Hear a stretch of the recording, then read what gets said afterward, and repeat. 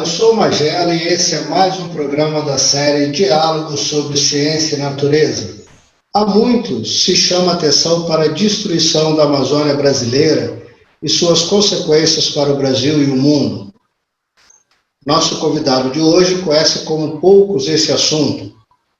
Um dos maiores cientistas do Instituto Nacional de Pesquisas da Amazônia, ele há décadas chama atenção para a ocupação desordenada da região. Converso hoje com o professor Philip Fearnside. Nesta terça, o programa Diálogos sobre Ciência e Natureza recebe Philip Fearnside. Biólogo, Philip possui mestrado em Zoologia e doutorado em Ciências Biológicas. É pesquisador do Instituto Nacional de Pesquisas da Amazônia há mais de 40 anos, estudando problemas ambientais da Amazônia brasileira e temas relacionados a agroecossistemas tropicais para populações humanas, impactos e perspectivas de diferentes modos de desenvolvimento e mudanças ambientais decorrente do desmatamento da região. Em 2006, recebeu do Ministério do Meio Ambiente o Prêmio Chico Mendes, como reconhecimento por suas pesquisas, e foi identificado pelo Instituto de Informações Científicas como um dos cientistas mais citados do mundo em estudos sobre aquecimento global. Com a equipe do Painel Intergovernamental sobre Mudanças Climáticas, o IPCC foi um dos ganhadores do Prêmio Nobel da Paz em 2007. Doutor Philip, muito obrigado por aceitar o convite e participar do programa conosco. Prazer. Eu gostaria de começar conhecendo um pouco melhor da sua trajetória. Como o senhor desperta o interesse pela biologia e como foi a sua trajetória até chegar ao Brasil, aqui no Instituto Nacional de Pesquisas da Amazônia? Bom, eu sou originalmente dos Estados Unidos, certamente ao longo da infância, da adolescência, etc., tinha muito contato com a natureza, assim, com os meus pais, né, andando em diferentes lugares, parques nacionais, etc. e tal, e também fazia canoagem, né, parte aquática. Mas eu fui interessado nisso desde pequeno. Meu primeiro emprego, assim, tipo, carteira assinada, tinha 14 anos, foi ser um nature boy, um menino da natureza, né? E assim, explicar para crianças em um acampamento, para pessoas que vinham da cidade, sobre a natureza. Mas eu foquei isso durante a graduação, fiz graduação em Biologia em Colorado, e depois eu passei 2 anos na Índia, trabalhando com o manejo de peixes em barragens. E ainda trabalho com barragens, uma das coisas que faço. E eu ia voltar lá para coletar os dados para o meu doutorado, para a tese de doutorado, sobre capacidade de suporte humano. Mas isso num deserto lá no oeste da Índia. Mas daí os Estados Unidos apoiou o Paquistão na guerra de Bangladesh. E a Índia fechou as portas para qualquer estudioso americano entrar no país. Eles não anunciaram isso, simplesmente engavetaram todos os projetos, etc. E quando isso finalmente saiu ao público, eu já estava em Altamira, na rodovia Transamazônica no Brasil, procurando outro lugar para fazer o estudo. Tinha possibilidades lá em Rondônia, em Bolívia, em Costa Rica, acabei em Altamira. Então, eu passei 2 anos em uma agrovila do INCRA, na área de colonização, na Transamazônica, coletando os dados. Isso para os estudos que estavam na Universidade do Michigan, nos Estados Unidos. E durante esse tempo, eu dei uma palestra no INPA. E eles acabaram me oferecendo um emprego. Era muito mais fácil naquela época do que agora.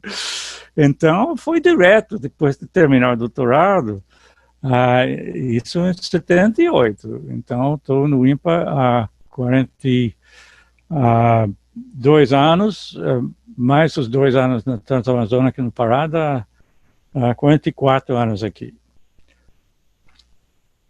E qual foi a grande motivação para escolher dedicar sua vida aos estudos na Amazônia? Bom, não foi a intenção no início. Inclusive, quando eu estava na Índia, era 2 anos. Então, eu imaginava que eu ia viver a vida em blocos de 2 anos. Ia ter 2 anos na Amazônia, 2 anos na África, 2 anos na Indonésia, etc. e tal, conhecer o mundo. Mas isso mudou rapidamente, não? Acabei ficando aqui. Eu acho que, de certa forma, deu sorte, não, desse problema com a Índia.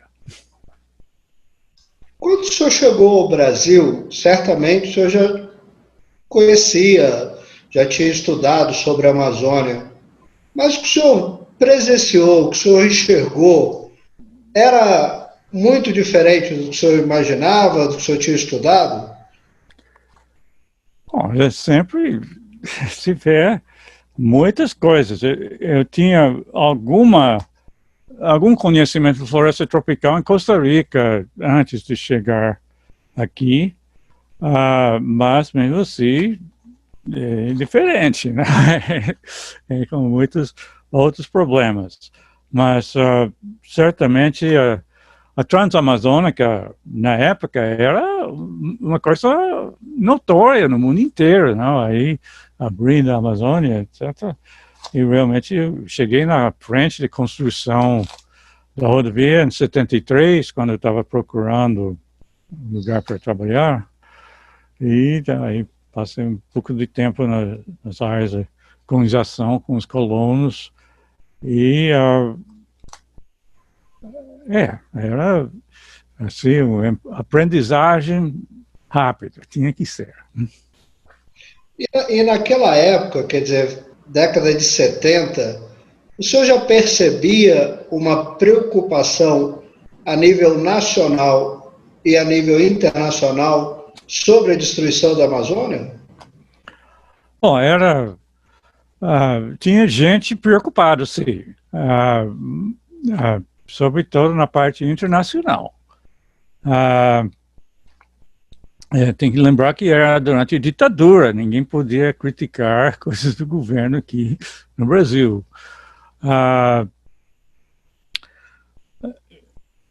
E tinha um certo movimento internacional, tinha o primeiro dia de terra em 70, etc. e tal, as coisas andando.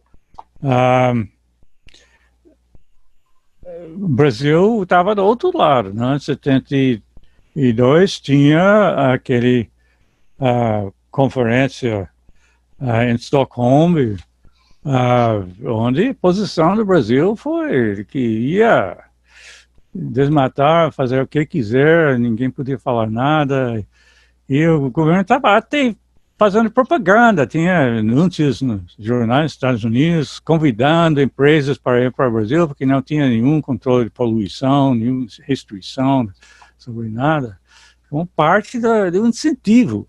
Então era outro ambiente. É importante que já tinha muito progresso em termos de reconhecimento da importância do meio ambiente aqui no Brasil. Mas também, óbvio, que não é suficiente para controlar o que está acontecendo hoje, né? Tem que realmente aumentar isso. Na década de 70, o senhor chega exatamente no momento em que o governo brasileiro tinha um lema que era integrar para não entregar, né? O governo brasileiro iniciou uma grande ocupação da Amazônia com estímulos a desmatamentos, abertura de estradas.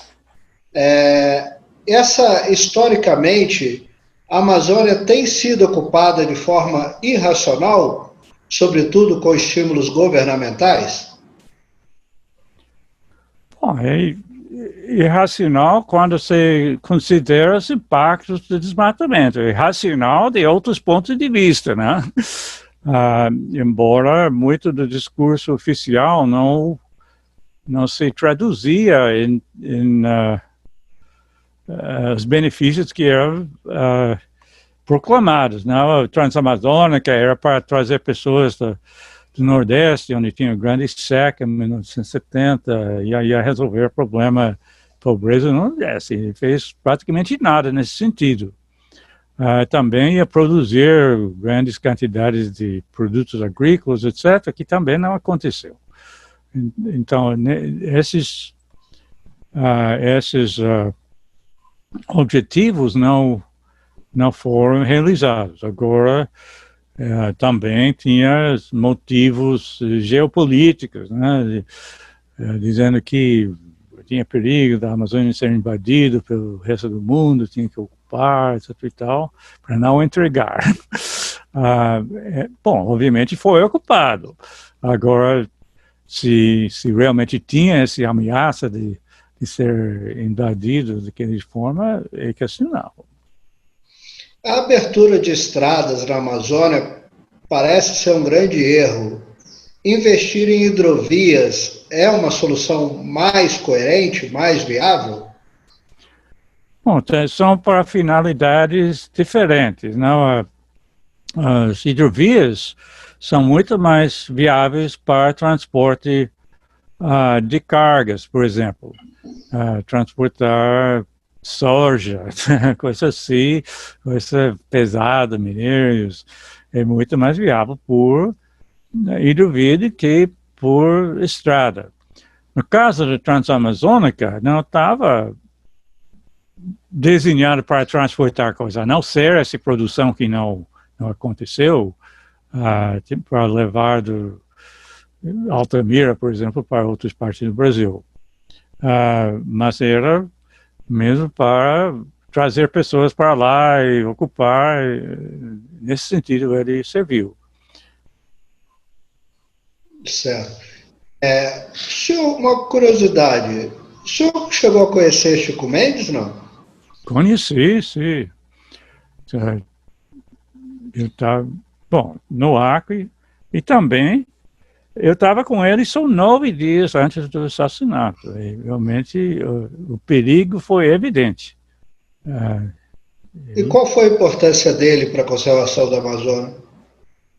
Não, ele foi muito importante, porque ele conseguiu várias coisas. Era assim, organizando seringueiros, mas uma coisa que aumentou para incluir outros grupos, uma aliança com povos indígenas, etc., e outros grupos tradicionais.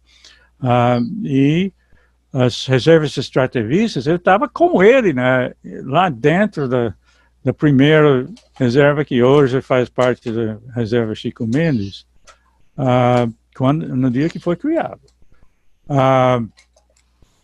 Mas esse é uma coisa que protegeu uma área razoável de floresta, é uma coisa que abre a possibilidade de ter reservas com gente dentro. Obviamente não é 100% a produção. E no caso da reserva Chico Mendes, hoje nós temos uns problemas sérios de pessoas se tornando fazendeiros, se cortando florestas para criar boi. Mas comparado com lugares fora dessas áreas, é muito melhor. E muitos deles não têm o nível de problema que tem com aquela reserva. Mas é uma coisa que possibilita criar uma proteção para áreas muito maiores do que se fosse tentar fazer tudo como área de proteção integral. A ideia de expulsar pessoas que já estão lá realmente não vai, né? Cria muitas injustiças, etc., e politicamente não é viável, então simplesmente acaba não criando áreas protegidas, sem insistir que tudo tem que ser só uma floresta sem ninguém. Mesmo que a floresta pode ser mais diversa, etc. e tal. Mas é urgente de criar áreas grandes, porque senão essas áreas ficam invadidas com grileiros e sinteiras e outros grupos e acaba sendo desmatados. Então, é muito importante que se consegue se aumentar esse tipo de mecanismo de criar uma proteção que serve às várias finalidades. Você acaba protegendo a floresta e também está protegendo a população tradicional que está lá dentro. Então, ele tem dupla vantagem. Mas a criação dessas reservas extrativistas, elas precisam ser acompanhadas de um certo apoio governamental, né? Porque, de repente, você também não tem um mercado para esses produtos, o que acaba levando as populações locais a procurar outras formas de renda, como a pecuária. Isso acaba acontecendo, não? Já está acontecendo. O preço de borracha caiu muito. Realmente é uma coisa que não é competitiva com borracha produzida em grandes plantações, principalmente na Ásia, onde não tem as doenças, o mal das folhas que atacam plantações aqui. Então, acaba sendo um certo subsídio se você mantém um preço que é adequado para manter seringueiros. É uma coisa que está subsidiando de outra forma, sem ser tirar a bolsa e dar diretamente para eles. Mas esse diminuiu, não tem mais esse apoio como tinha nos anos 80. E nós temos o problema. Agora, é muito importante, tanto para o governo quanto para os próprios extrativistas, entenderem que a razão deles ter esse apoio especial que tem é por causa do serviço ambiental que estão protegendo lá. Não é porque são pobres e coisas assim, porque em termos de investimentos, se o objetivo é de eliminar a pobreza, você pode fazer uma escola, um centro de saúde, coisa assim, uma favela, uma cidade, atender muito mais gente pobre com o mesmo dinheiro do que para pessoas espalhadas na floresta amazônica. Mas a razão mesmo de dar um apoio especial lá é porque se protege os serviços ambientais da floresta. Então, por isso, eles têm que entender que tem que proteger mesmo esses serviços. Não é uma coisa em troca do voto político, uma coisa assim, uma coisa que tem a contrapartida deles em termos de defender essas áreas. Então, isso é muito importante dos dois lados para ser entendido. Tanto que essas áreas são criadas pelo Ministério do Meio Ambiente, não é pelo INCRA, etc. Então, é uma coisa importante, porque esses serviços ambientais têm um valor muitíssimo mais do que o custo de subsidiar essas áreas e evitar o desmatamento. Só que o governo e muitas pessoas imaginam que eles vão ter esse serviço de graça. E fazendo assim, você espera até acabar. Né? Pela economia, né, que vai ler no texto de economia, é que oferta e demanda, né? Tem um equilíbrio, e o preço só sobe quando não tem mais oferta, quer dizer, quando já desmatou quase tudo, só aí que vai ter algum valor para pagar. Mas se esperar até lá, esse é um desastre. Então, tem que conseguir pagar vendo o que pode acontecer no futuro, se não fazer nada para evitar a perda da floresta.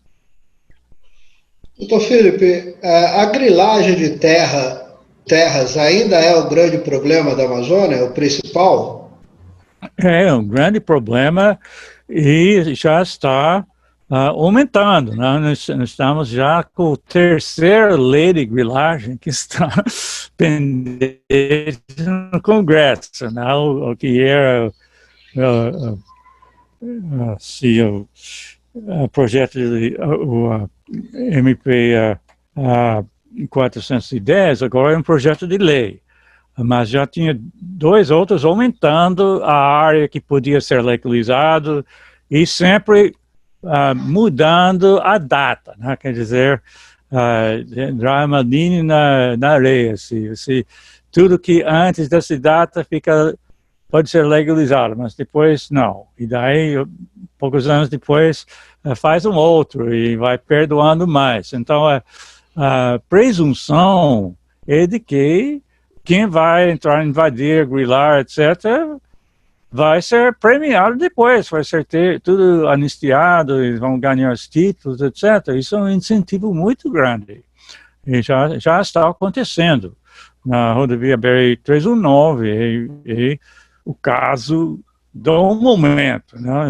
Abrindo grandes áreas e tem a grilagem acontecendo. E já tem ramais ilegais sendo construídos a partir de lá, e isso ameaça mesmo a maior parte da floresta, que é aquela enorme área ao oeste do Rio Purus, a região Transpurus, né?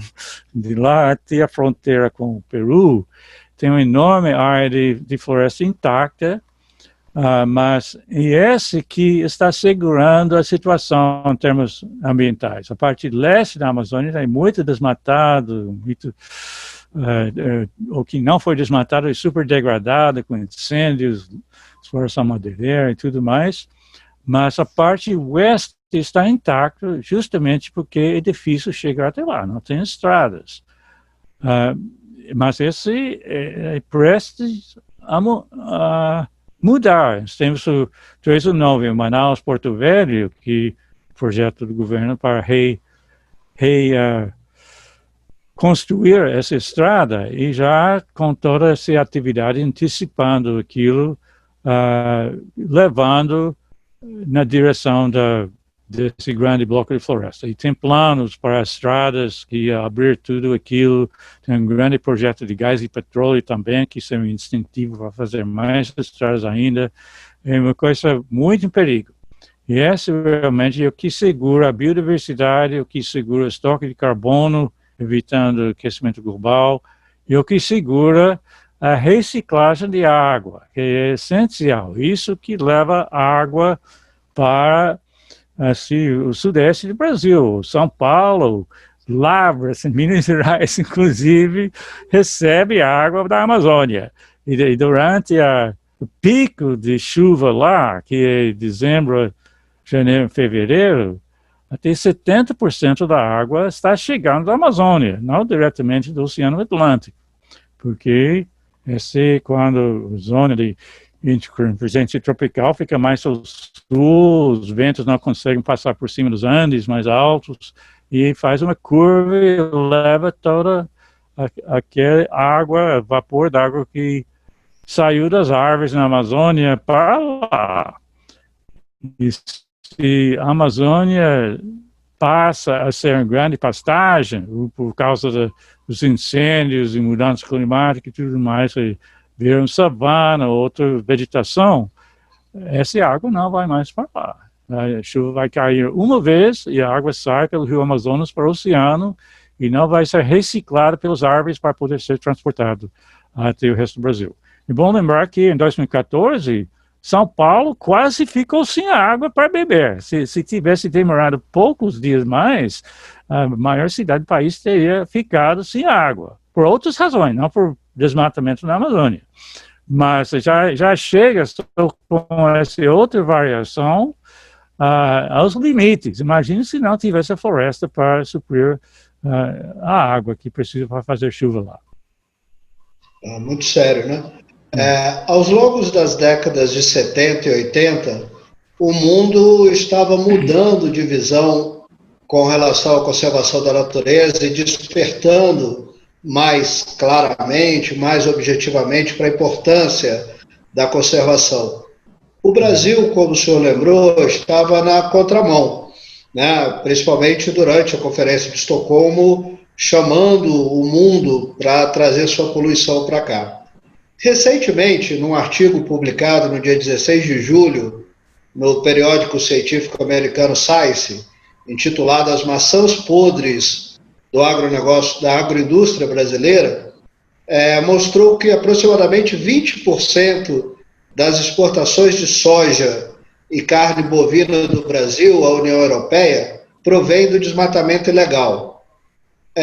Será que o Brasil está voltando às décadas de 70 e 80 no que diz respeito à credibilidade internacional com relação às questões ambientais?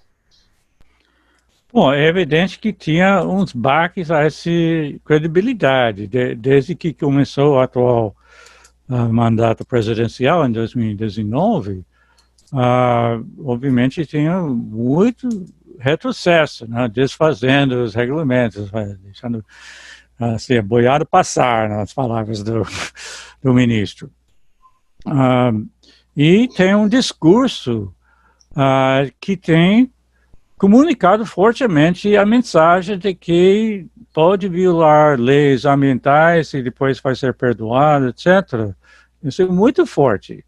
Até com visita do ministro do Meio Ambiente e da Agricultura, uma plantação ilegal de soja dentro de uma terra indígena em Mato Grosso, pousando com as máquinas, etc., louvando essa plantação. Então, isso manda uma mensagem para as pessoas na frente do desmatamento de que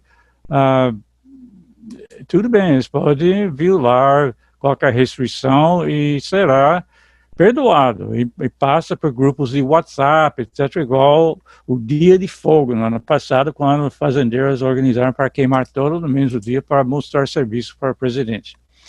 Agora, atualmente nós temos uma proibição de 120 dias sobre qualquer tipo de queimada.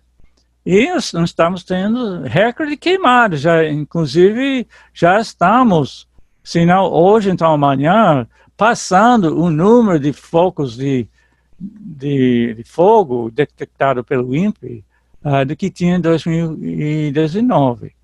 Então, essa mensagem, desse discurso é muito mais forte.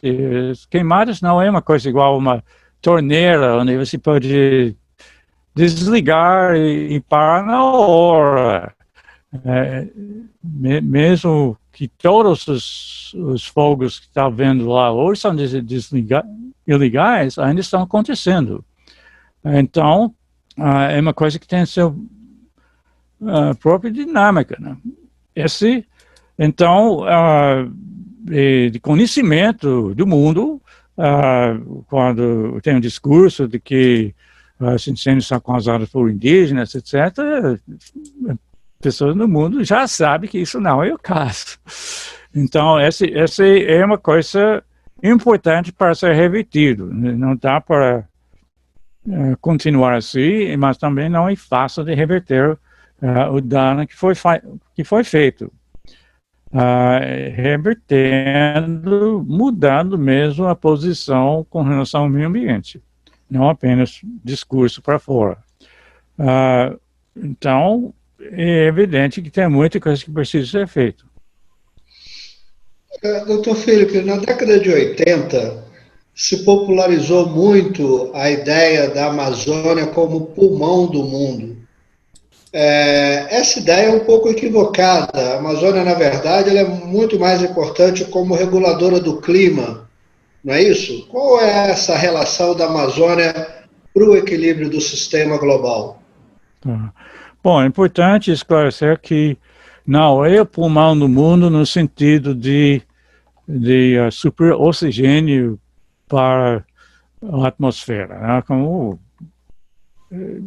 inclusive, alguns políticos internacionais têm falado isso, mas realmente uma coisa muito estranha. Mas seria se a floresta fosse crescendo constantemente, se estocando carbono nas árvores, aí o que sobra do CO2, dois oxigênios aí que ia para a atmosfera. Então, mas o problema é que a floresta não está aumentando na sua biomassa continuamente. Não é o dobro do tamanho das árvores hoje do que era 100 anos atrás, coisa assim. Mais ou menos por igual. Mesmo se cada hectare pode mudar, subir ou descer em termos desse estoque de carbono, é uma coisa que em equilíbrio, mais ou menos, é mais ou menos constante. Embora tinha, pelo menos, nas décadas até recentemente, uma absorção de carbono, embora as estimativas diminuíram muito, e não só as estimativas, mas também o real fluxo de carbono para dentro da floresta. Agora, o principal papel da floresta em termos de clima são outros. Um é o estoque de carbono, que é o fato de ter grande quantidade de carbono nas árvores e também no solo embaixo da floresta é essencial, porque se aquilo foi perdido, seja propositalmente com desmatamento ou por incêndios e mudanças climáticas, etc., sem ser proposital, essa é um desastre, é uma coisa diferente do que está sendo emitido todo ano com desmatamento, porque o estoque lá é muito maior. E esse poderia ser crítico em termos do clima global passando um ponto de desequilíbrio onde não tem volta, chamado tipping point. Esse em termos da temperatura, porque a temperatura subindo, aí isso mata árvores, aí você libera carbono, está esquentando o solo, esse já está liberando carbono. Inclusive, nós já detectamos isso no nosso grupo aqui na Amazônia. Você tem o gelo derretendo no Ártico e liberando carbono, bolhas de metano no Oceano Ártico. Você tem todo o oceano esquentando, não absorvendo tanto CO2. Então, o problema é que é limitado o que podemos fazer. O último relatório do painel intergovernamental de mudanças climáticas, o IPCC, calculou que toda a humanidade está emitindo 13 bilhões de toneladas de carbono por ano.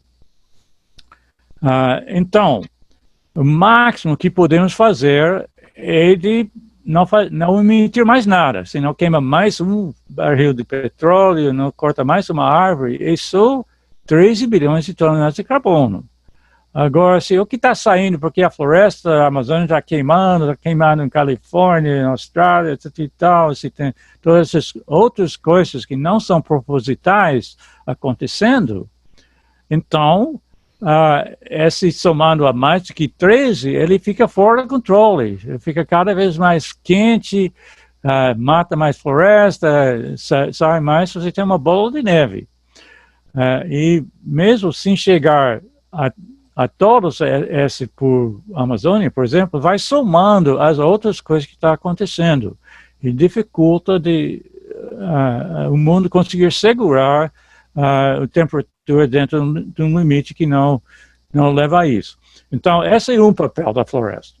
Outro é que tem a enorme biodiversidade. Esse tem muitos valores práticos em termos do uso daquilo, mas também o valor sem ser com utilidade para cada coisa. Esse é um enorme papel que a Amazônia tem em termos de biodiversidade. E nós temos aquela reciclagem de água que mencionei, que está suprindo chuvas, que é o que mantém a floresta amazônica como floresta tropical e também está mantendo a população brasileira em outras partes do Brasil. Uma coisa muito importante para o Brasil não perder. Então, essas são funções climáticas muito importantes. E mesmo que não tenha o papel em termos de oxigênio, ele tem esses outros papéis e tem sido usado muito esse argumento do do pulmão do mundo, de mostrar que aquilo é falso. Então, para assim, desprestigiar todas as preocupações climáticas, como se fosse tudo uma grande assim, farsa de falar desses problemas. Mas não é um problema real. Doutor Filipe, eu queria aprofundar um pouco mais agora em mudanças climáticas. Eu gostaria de fazer algumas perguntas um pouco básicas, até para quem nos assiste entender melhor essa questão. Gostaria de primeiro começar lhe perguntando quando a comunidade mundial percebeu que as mudanças climáticas eram uma questão que precisava ser discutida globalmente. Bom, tinha tentativas há bastante tempo, né? Mas para realmente começar, tinha o IPCC começou realmente em 88, começando em 89, desculpa, 90 foi o primeiro relatório do IPCC, e depois você tinha, a partir de 92, tinha a Convenção de Clima, etc. 97 tinha o Protocolo de Kyoto, ficou aumentando as coisas, não na rapidez que precisava, mas pelo menos alguma coisa. Mas eu talvez seja um dos mais antigos que se pode encontrar nesse. Eu não contei toda a minha trajetória antes de chegar aqui, mas parte dos vídeos passados e que eu passei uns meses como um ranger, né, assim, funcionário dos serviços dos parques nacionais nos Estados Unidos, no Parque Nacional dos Glaciares, que fica na divisa entre Canadá e Estados Unidos, onde as montanhas rochosas passam a fronteira. E eu dava palestras sobre geologia e ecologia do parque, assim, levava os turistas para visitar, etc. e tal. E uma das coisas que tinha que explicar foi o que ia acontecer com esses glaciais. Isso foi em 1968, né? 52 anos atrás. Não, mais. 52 anos atrás, né? E, então, eu tinha que explicar sobre o aquecimento global. Essa foi numa época quando quase ninguém sabia disso, só um punhado de cientistas. Então, é uma coisa importante, e dava para ver, os glaciares já estavam derretendo, né? E hoje, praticamente sumiu naquele parque. E depois eu passei 2 anos na beira do deserto na Índia, né? Porque eu estava trabalhando com peixes, uma barragem, que foi o limite entre a terra onde tinha água para irrigação e o deserto, com camelos e tudo mais. Então, é uma coisa que você podia ver, porque estava destruindo a floresta, né? No caso, para lenha, carregando na cabeça das mulheres, sim, caravanas de pessoas levando lenha, e a floresta sumiu. Não tem mais floresta lá. É uma coisa que dava para ver acontecendo. Então, essa é uma coisa que tem, assim, ilustra o problema de mudanças climáticas, a desertificação que estava acontecendo lá na Índia e esses problemas de aquecimento. E uma coisa que demorou para o mundo realmente acordar para ver o que estava acontecendo, mas ainda não pegou, ainda tem grande força de negacionismo, inclusive no próprio governo, tanto americano quanto brasileiro, os 2 presidentes negando aquecimento global como fato humano, e aqui nós temos também o ministro do Meio Ambiente e das Relações exteriores. E uma coisa que afeta toda a política. É muito importante que esse seja entendido, o fato de que essas são ameaças reais e tem que fazer alguma coisa. O senhor citou algumas vezes aí o IPCC. O senhor pode dizer mais claramente o que é o IPCC e como ele é formado? Bom, o IPCC é um grupo dentro das Nações Unidas, fica ligado à Organização Mundial de Meteorologia,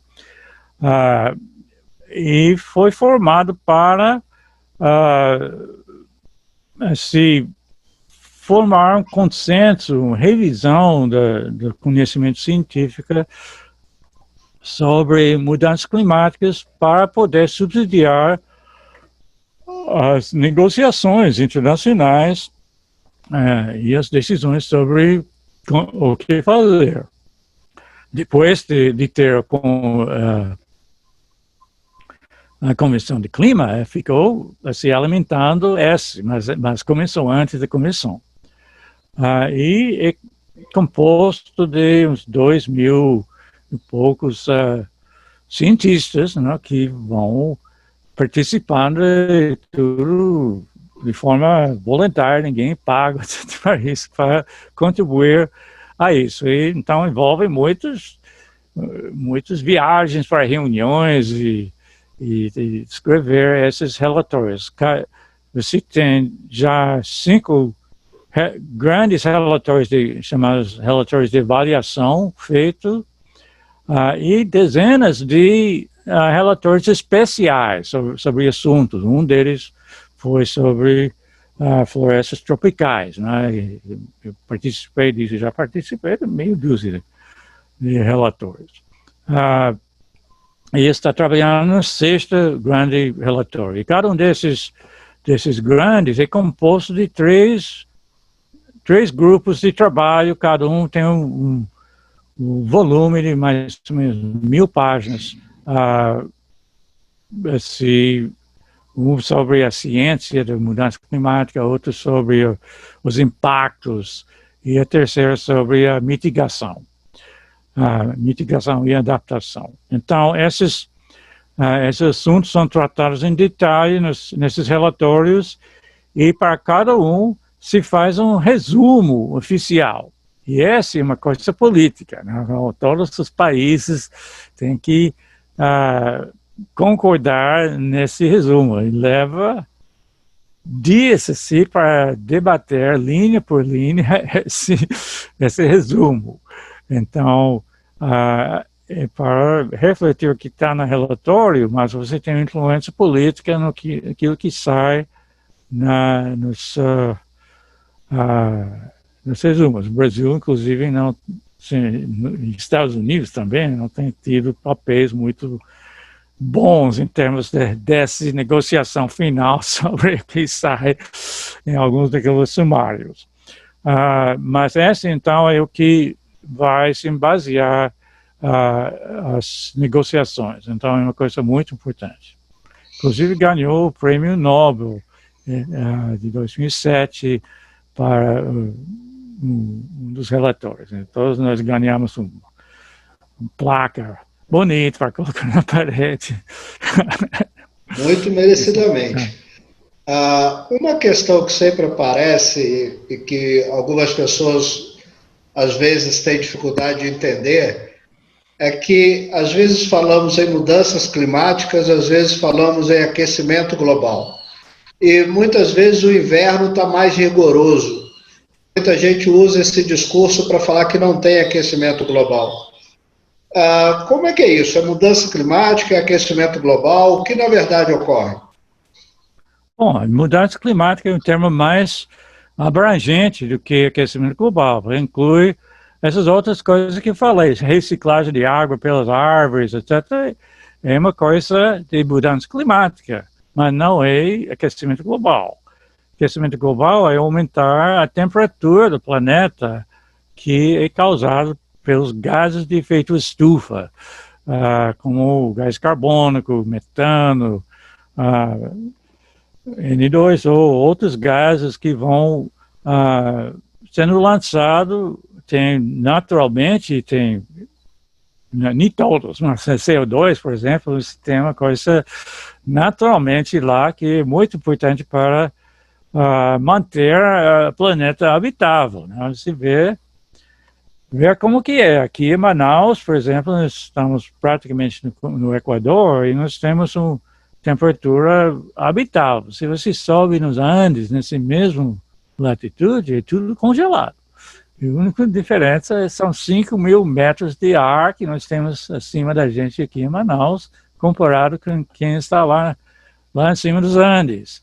Então, essa diferença é por causa dos gases no ar que vão segurar a temperatura aqui. O problema é quando aumenta isso com mais emissão de gases, como está acontecendo agora.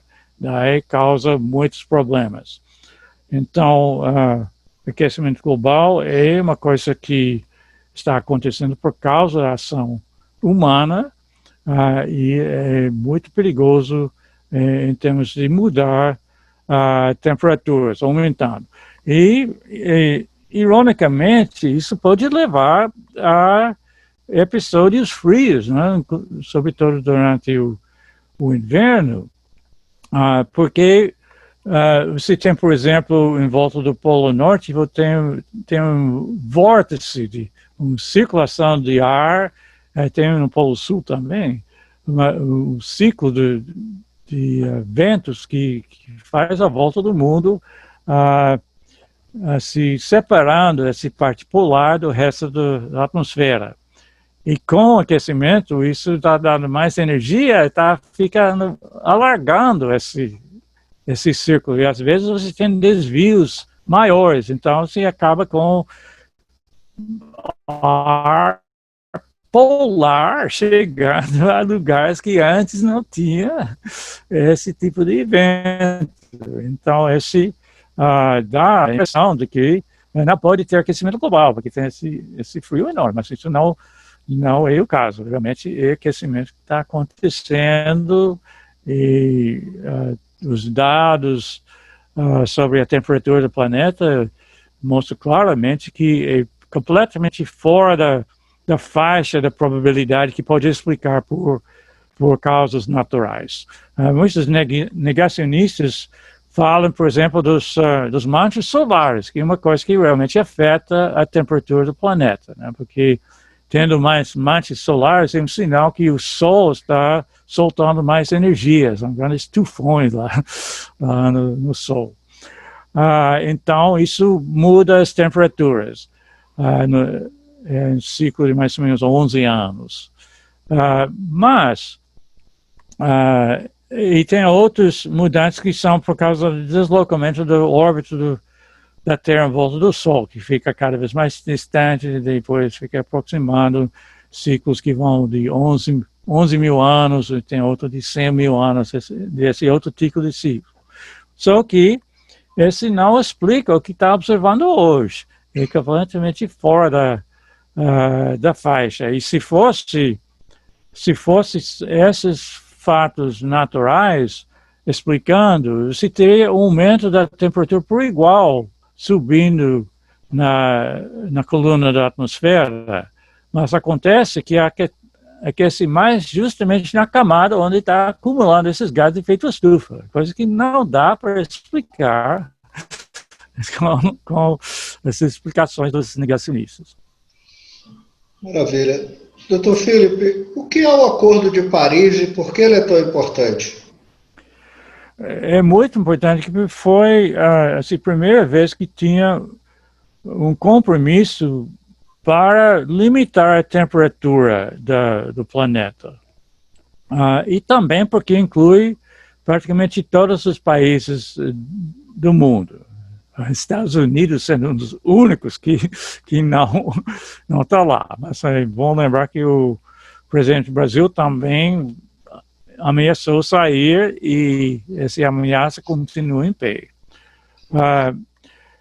Mas é muito importante por ter todos os países comprometidos, que não era o caso do Protocolo de Kyoto. e também que eles são comprometidos a limitar o aumento da temperatura a um nível que é descrito como bem abaixo de 2 graus Celsius. Não diz quanto é, mas é bem abaixo, não é 2 graus. Acima do que era a média antes da Revolução Industrial. Então, isso é importante, diferente dos outros compromissos que era de cada país diminuir em X milhões de toneladas, que não estava atrelado a um número em termos de quanto seria a temperatura.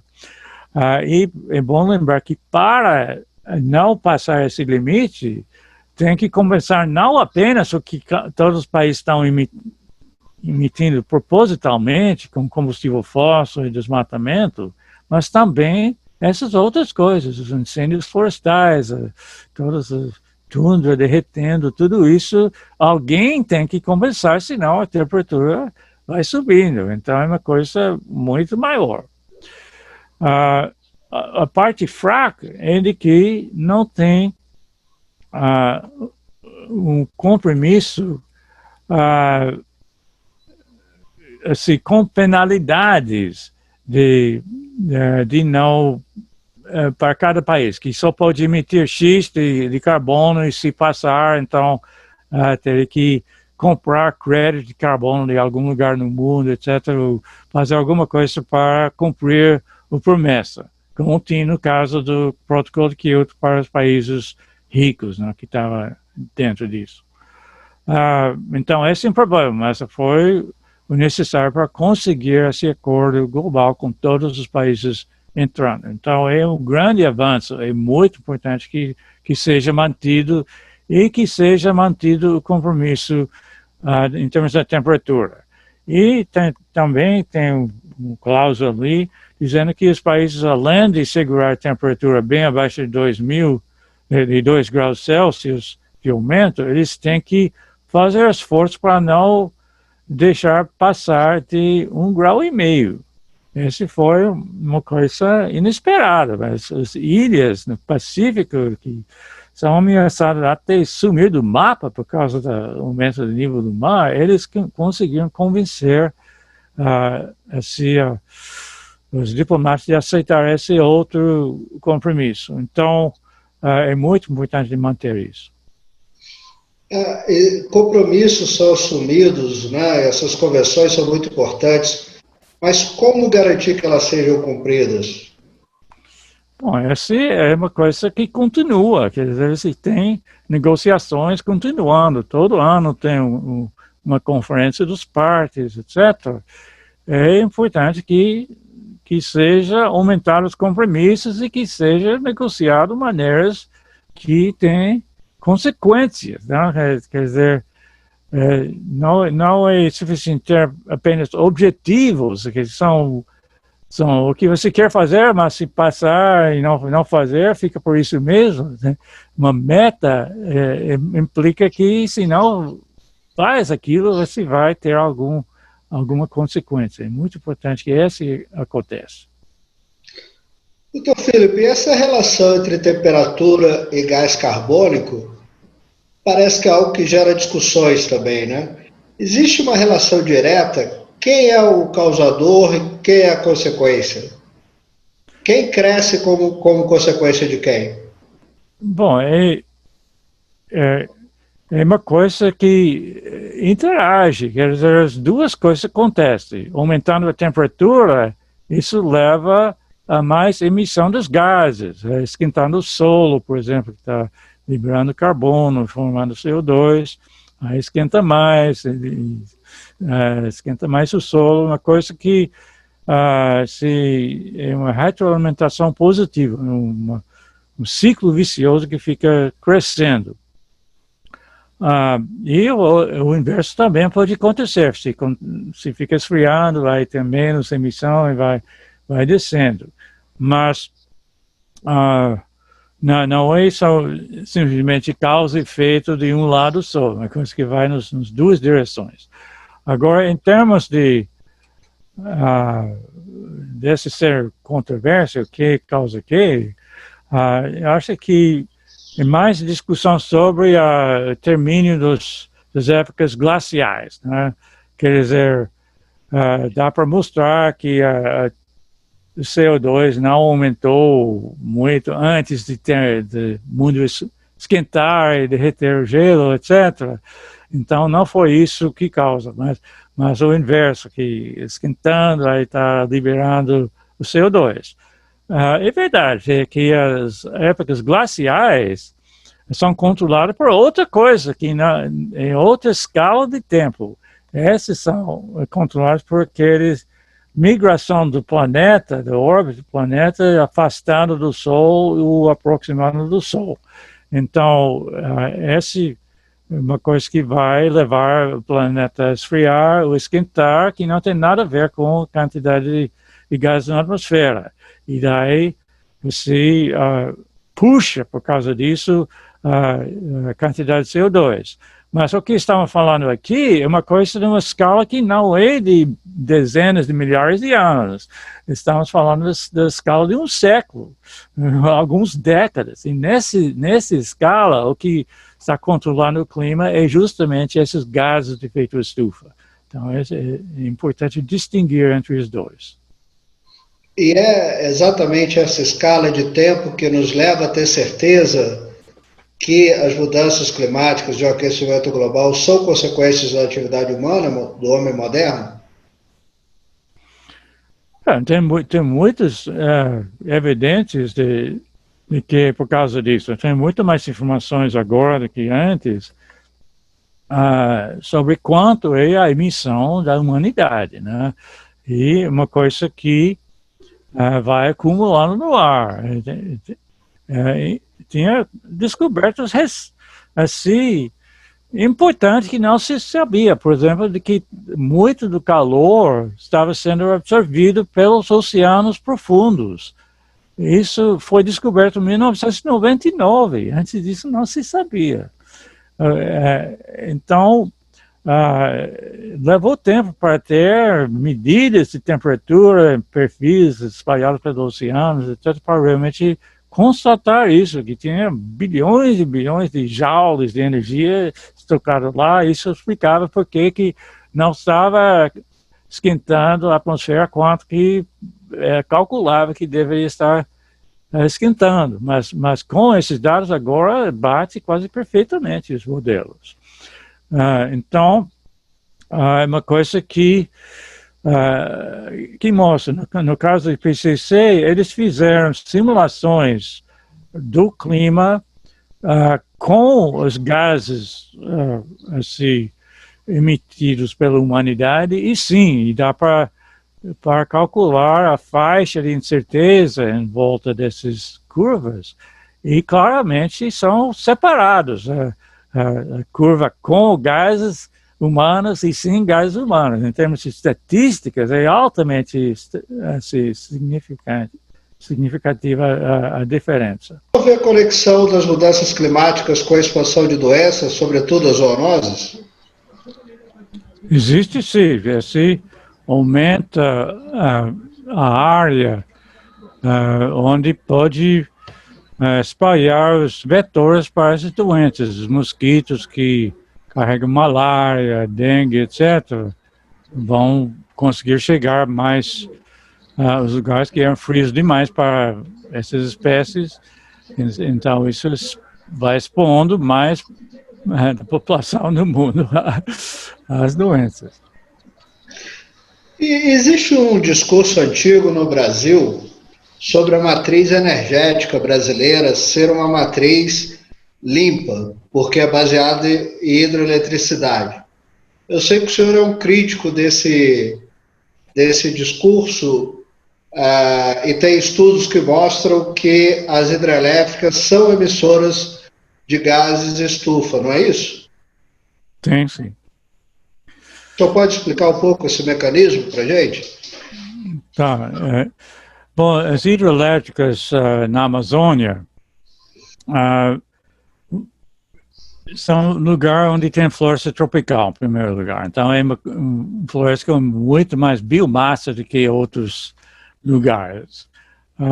Então, esse o estoque de carbono aí que depois sai. O sai em forma de CO2, se vai decompondo ao ar livre.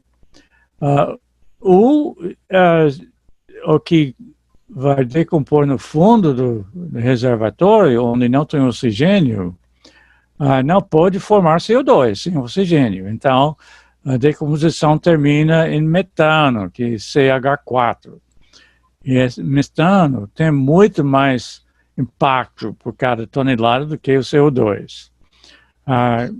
E é uma coisa que tem um impacto a curto prazo. Esse é muito importante.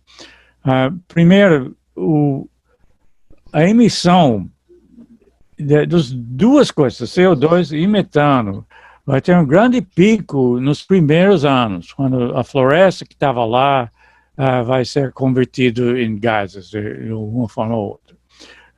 E depois vai diminuir a emissão décadas seguintes. Diferente do que você tem queimando petróleo, por exemplo, onde você vai ganhar energia na mesma hora que está emitindo os gases.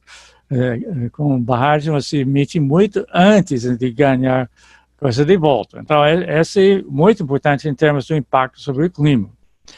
E o fato de que metano é um dos grandes gases. Uma parte vem da floresta que estava lá, e o carbono que estava no solo, que foi inundado, mas também você tem plantas que crescem dentro da barragem, você tem a água subindo e descendo todo ano na barragem, plantas crescem naquele lamaçal que cria em volta do lago, você tem tudo que entra, as folhas e tudo da erosão do solo rio acima, que vai colocando carbono dentro do lago que pode ser convertido nesses gases. E convertendo em metano, esse tem um grande impacto a curto prazo. Se for olhar só instantaneamente quanto é o impacto em aquecimento de 1 tonelada de metano comparado com 1 tonelada de CO2, é mais de 120 vezes mais, quer dizer, muito mais impacto. Agora, dependendo da escala de tempo que vai considerar, vai diminuindo o impacto comparado com CO2. Mas o número que está sendo usado atualmente, oficialmente pela Comissão de Clima, é 25. 1 tonelada de metano vale por 25 toneladas de CO2 em termos de impacto no aquecimento global. Esse é um cálculo feito ao longo de 100 anos. E também ignora as regulamentações que faz parte do sistema global, que são reais, segundo o relatório do IPCC, que não conta nisso, que aumenta o impacto do metano, portanto, também nas barragens. Mas o problema é que nós não temos 100 anos para fazer alguma coisa sobre o aquecimento global. Se espera até lá, estamos fritos todos. O que realmente conta é o que acontece nos próximos 20 anos. Porque é nesse tempo que vamos passar ou não daqueles pontos de desequilíbrio que tem um monte de catástrofes mundiais que implica, inclusive o controle do próprio efeito estufa. Então, se olha só 20 anos, aumenta muito o impacto das barragens. Pelo último relatório do IPCC, quinto relatório, cada tonelada de metano vale por 86 toneladas de CO2, se olha 20 anos e considerando aquelas retroalimentações. Então, quer dizer, mais que triplica o impacto das barragens. Então, essa é muito importante. Você tem muitas outras opções, que não é combustível fóssil, não é que, se eu comparar com combustível fóssil, Brasil é um dos países mais sortudos do mundo inteiro, em termos de ter opções para gerar energia, porque nós temos enorme potencial para energia eólica, porque tem longo costa onde tem ventos constantes. É importante ser vento constante, não que seja forte. E também, ao longo desse costa todo, tem a plataforma continental no mar, onde dá para colocar torres no mar, sem destruir as dunas na terra também. E esse é um enorme potencial. Só pelo relatório que saiu agora, né, do Plano de Expansão, Plano Nacional Energética até 2050, período de comentários públicos, terminou agora no dia 13 de outubro. E aí mostra de que toda a potência hidrelétrica do país que não foi aproveitado ainda é 52 gigawatts. E desce só 23%, 12 gigawatts, que não é em terra indígena, em unidade de conservação. Quer dizer, uma coisa limitada, muita energia, mas não é o que eles querem. Né? Eles querem usar também essas áreas indígenas. É um perigo muito grande. Mas a somatório da parte eólica é 200 gigawatts, são 4 vezes mais do que as hidrelétricas. E esse poderia ser aproveitado se não fosse usar as outras que são consideradas mais baratas, com a barragem sendo consideradas mais baratas do que o vento. Mas isso também é uma coisa questionável, porque barragens custam muito mais, na realidade, do que se calcula.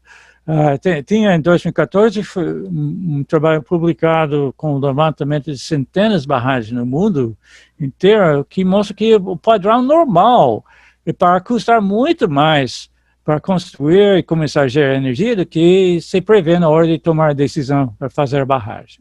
E aqui nós temos Belo Monte, que custou mais do dobro do que se pensava na hora de decidir fazer a barragem. E também levou mais tempo para começar a gerar energia, que pesa muito na parte econômica. Mesma coisa que aconteceu no Rio Madeira. Esses não são pontos fora da curva. Esse é o normal acontecer com barragem. Então, não é energia barata. Mas fora disso, os outros impactos, a parte ambiental e a parte humana são enormes, muito mais do que o vento ou a energia solar. Todos têm impactos, mas nada compara com hidrelétrica. Agora também nós temos enorme potencial solar, por esse relatório de 2050, calcularam que podia gerar mais de 100 gigawatts, ter capacidade instalada de mais de 100 gigawatts de fotovoltaica concentrada, nem contando a parte destruída de placas nos telhados no país, que é outra grande possibilidade. Mas só a parte concentrada, aquilo que vai concorrer com hidrelétricas, é o dobro do potencial que tem com todas as hidrelétricas.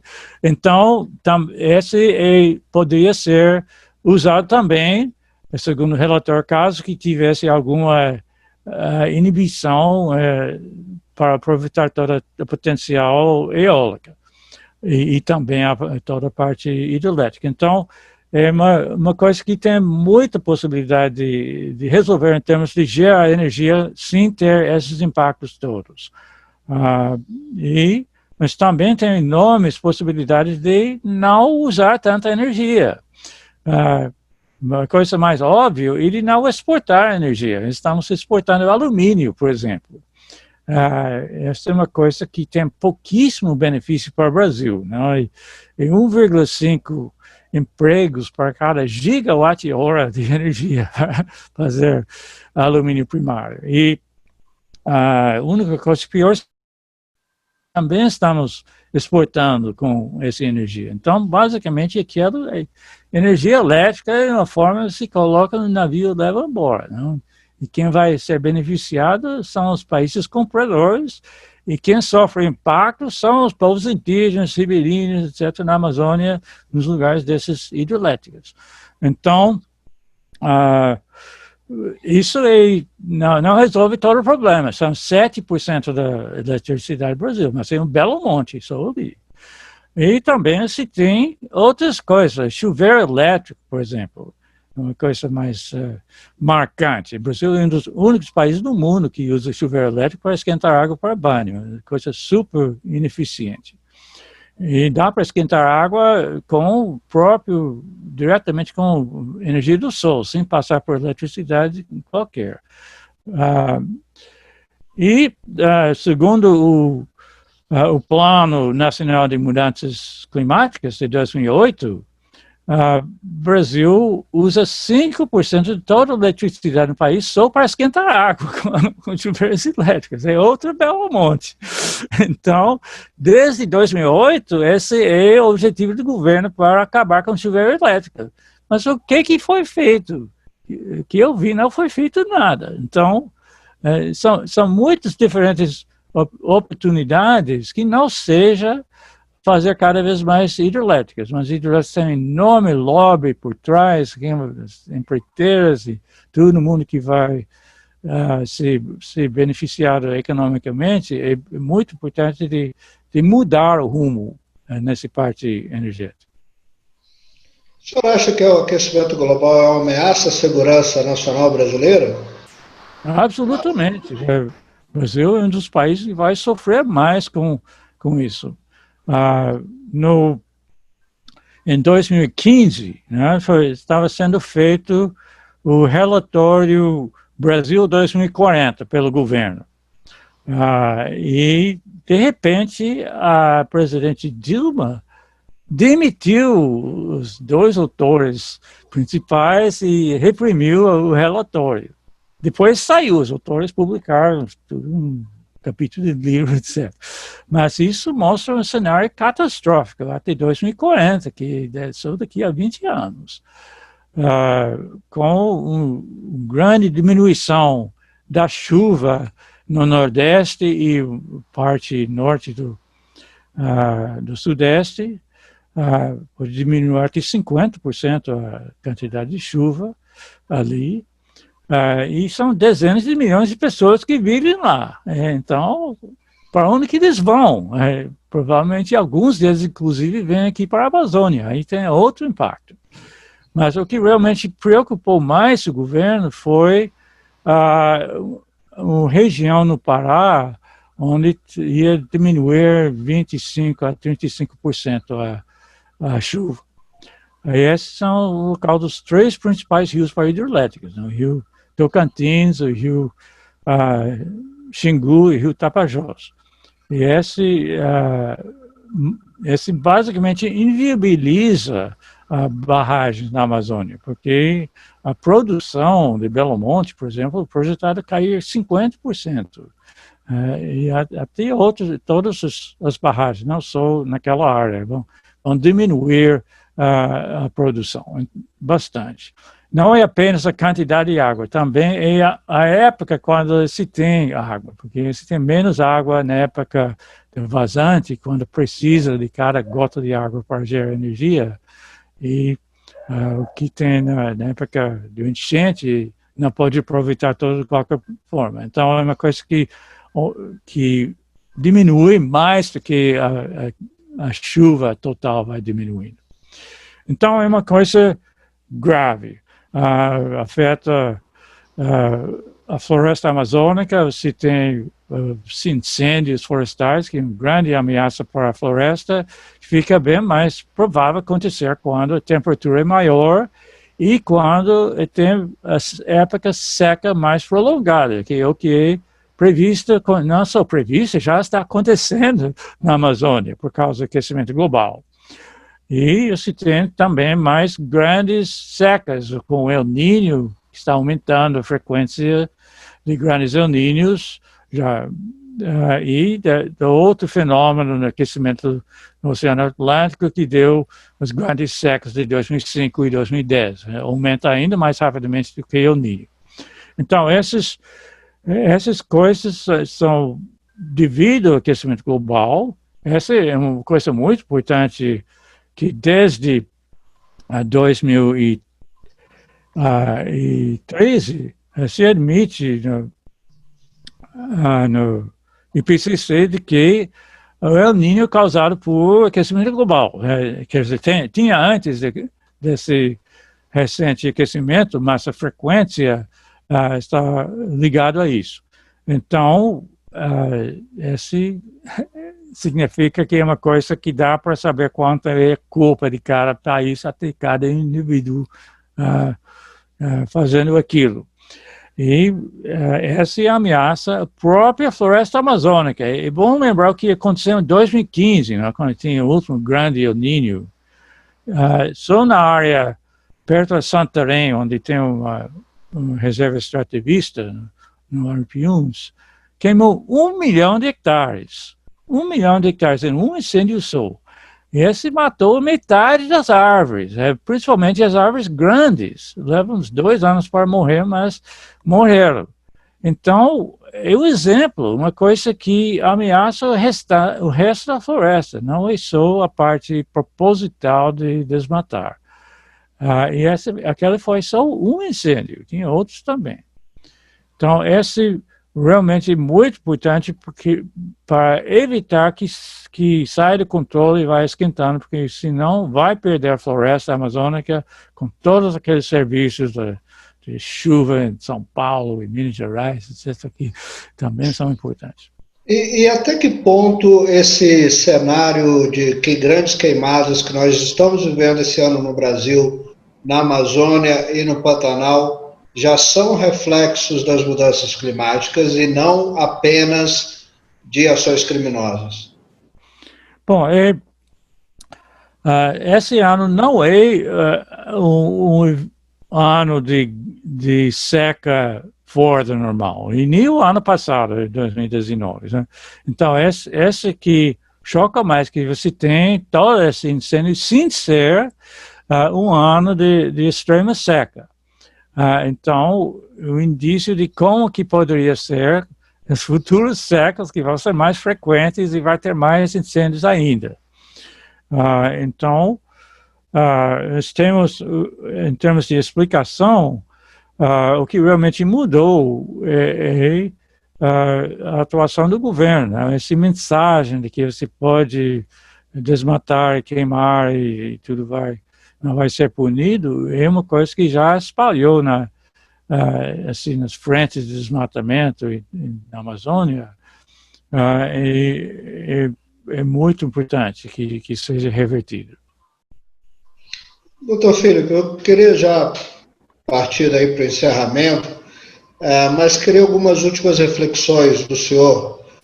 Primeiro, eu gostaria de saber se o senhor acha que esse aumento da aceitação de um certo discurso negacionista tem um pouco também a ver com uma dificuldade que os cientistas, que nós cientistas, né, tivemos ao longo da história, de dialogar com a sociedade e de traduzir os nossos dados, os nossos resultados. E aí eu nem falo isso para o senhor, que o senhor faz isso tão bem, mas de modo geral, os cientistas, o senhor não acha que tem uma dificuldade de mostrar de forma mais clara para a sociedade a importância dos achados, dos resultados dos trabalhos realizados? É verdade, certamente tem bastante cientistas que não conseguem, ou não querem, não fazem essa divulgação em termos entendíveis pelo público, não coloca prioridade com isso. Mas não dá para generalizar demais, porque tem muitos que fazem bastante esforço para fazer isso e tem uma divulgação, no caso da mudança climática, muito grande, né? Acho que ninguém pode dizer que não está exposto a informações entendíveis que explicam o problema, porque tem tantos diferentes meios que ia ser transmitido. Agora nós temos desinformação do outro lado, né? Tem enorme esse aparato de espalhar informações falsas sobre a mudança climática, que vem principalmente dos Estados Unidos, os grandes empresas e indivíduos na área de petróleo que gastaram bilhões, né? Os irmãos Koch, por exemplo, dois irmãos, um morreu recentemente, mas os dois juntos tinham mais dinheiro do que o Bill Gates, não, que era o mais rico do mundo. Agora ele já é o número 2, né? Mas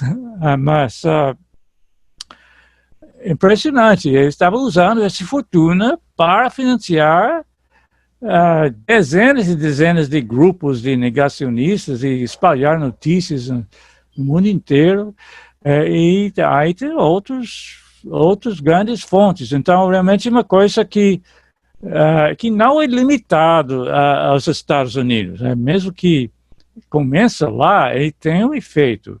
E o que aconteceu em 2012 realmente foi uma chamada de alerta para o Brasil sobre isso, né? Em 2012 tinha o evento Rio Mais 20 anos depois do Eco 92, no Rio de Janeiro, que fez a Convenção de Clima, etc. Tinha outra reunião no Rio sobre isso.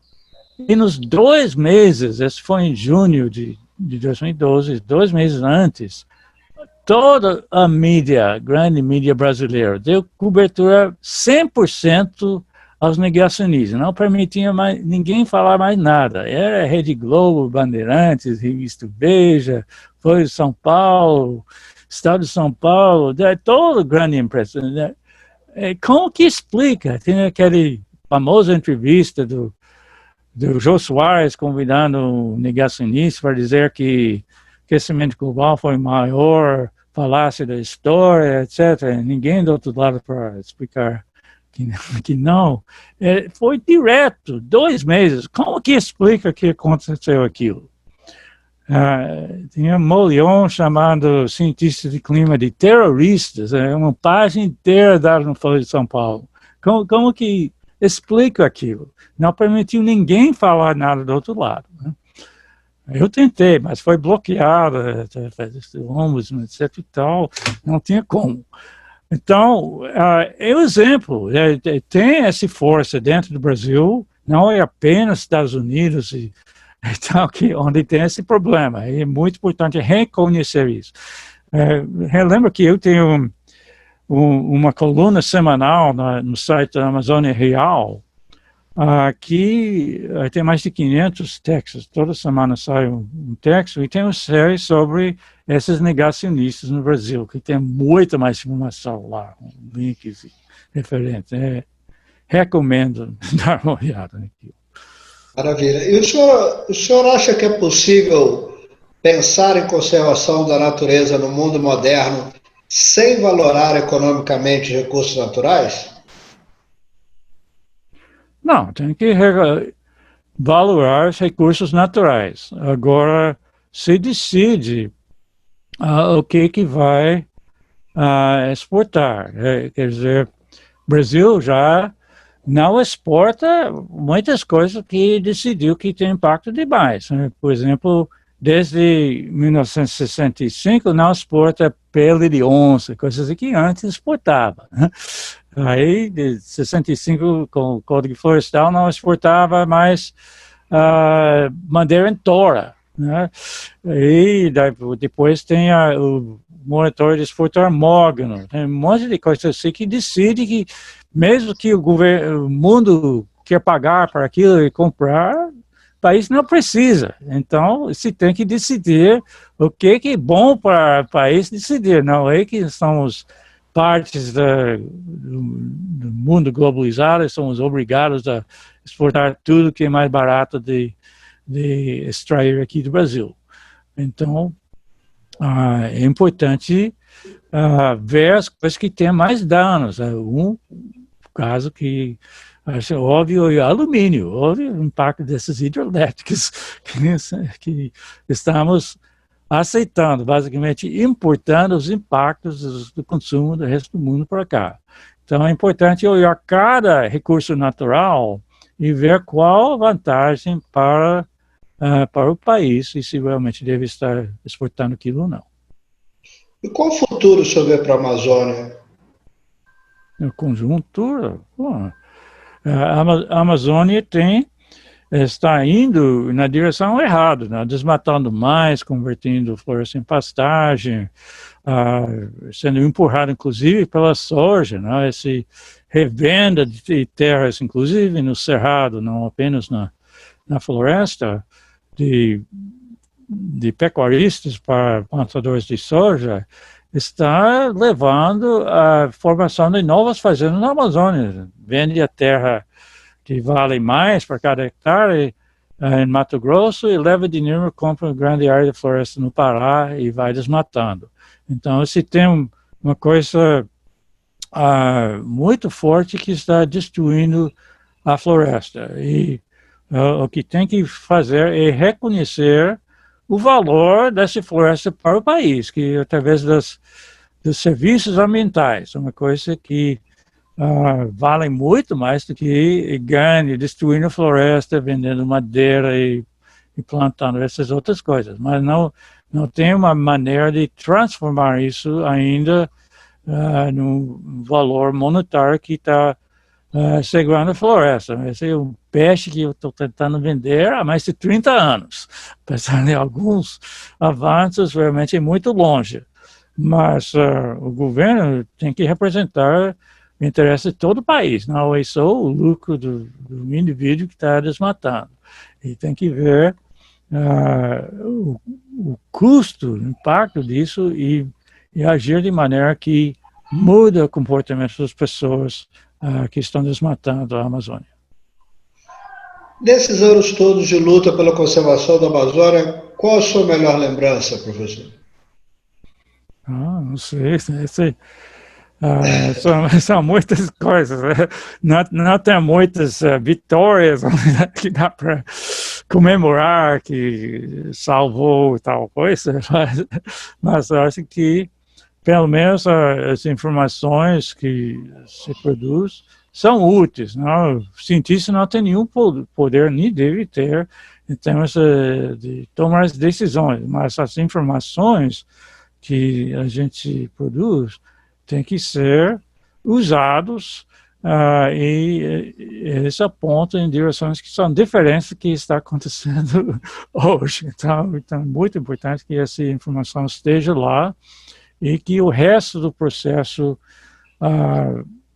assim, aproveite disso e use para tomar as decisões melhores. Doutor Felipe, muito obrigado pela sua gentileza, conversar conosco e ceder seu tempo e esclarecer tantas questões importantes para a sociedade brasileira. Muito obrigado por toda a vida dedicada à conservação do Brasil, à Amazônia brasileira, ao povo brasileiro, e espero que tenha sido útil e prazeroso para o senhor quanto foi para a gente. Muito obrigado. Foi um prazer. Obrigado.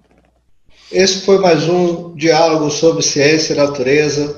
Se inscreva no nosso canal, nos vemos na próxima semana com mais um convidado.